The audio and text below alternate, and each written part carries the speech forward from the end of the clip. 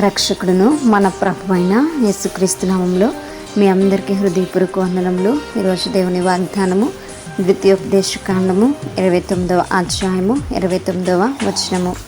రహస్యములు మన దేవుడైన యెహోవాకు చెందును. అయితే మనము ఈ ధర్మశాస్త్ర వాక్యములన్నిటినీ అనుసరించి నడుచుకొనున్నట్లు బయలుపరచబడినవి ఎల్లప్పుడూ మనవియు మన సంతతివి వారి యగునని చెప్పుదురు. మరి దేవుడు ఈ సృష్టిని సృజించినప్పుడు మరి ఎంతో రహస్యంగా ఆయన సృజించాడు. ఈ సృష్టిలో మనకి తెలియనటువంటివి ఎన్నో రహస్యాలు ఉన్నాయి. అవన్నీ కూడా దేవునికి మాత్రమే తెలిసినవి.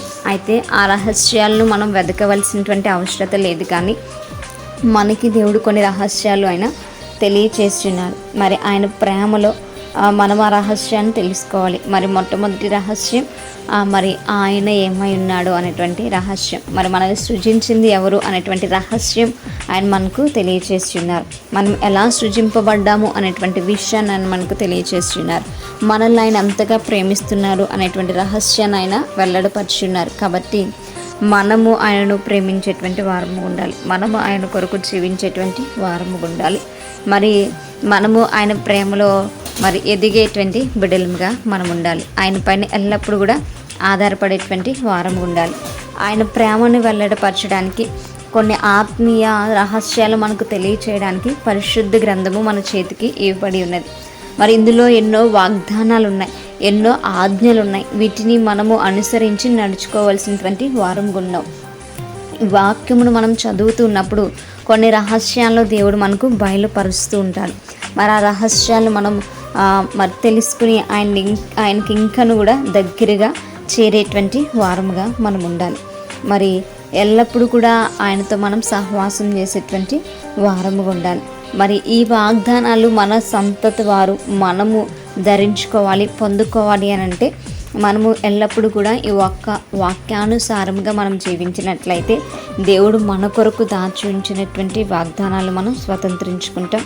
దేవుడు మనకి ఇచ్చినటువంటి ఆ యొక్క జ్ఞానంను మనం అభివృద్ధి పరుచుకుని ఆయన నామానికి మహిమకరంగా జీవించేటువంటి వారంగా ఉంటాం. కాబట్టి మరి అంత గొప్ప దేవుడిని కలిగి ఉన్నందుకు మనం కృతజ్ఞతాస్తులను చెల్లించుకుందాం. అటువంటి కృప దేవుడు మనకు అనుగ్రహించును గాక. ప్రార్థించుకుందాం.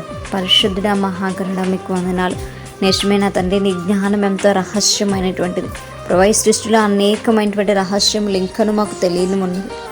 కొన్ని మీరు మాకు తెలియచేసినందుకు మీకు వందనాలు. మరి ముఖ్యంగా మీరే దేవుడు అనేటువంటి సత్యమును మాకు తెలియచేసినందుకు వందనాలు. ప్రభా, మేము నా తండ్రి, నా ప్రభా, మీ యొక్క మాటలను అనుసరించి జీవించుటకుని సహాయం దయచేయండి. అయితే మేము నా తండ్రి, నా తండ్రి, మీరు మాకు ఇచ్చినటువంటి వాగ్దానములను సంపాదించుకునేటువంటి కృపను మాకు అందించుకోండి. ప్రార్థన దయచేసి మీ పాద సన్నిధికి చేర్చుకోమని యేసయ్య అతి పరిశుద్ధ నామములో అతి మిక్కిలి నిమ్మగా బ్రతిమలాడి వేడుకుని పొందించిన మా ప్రియ పరలోకపు మా కన్న తండ్రి. Praise the Lord everyone. May God bless you all.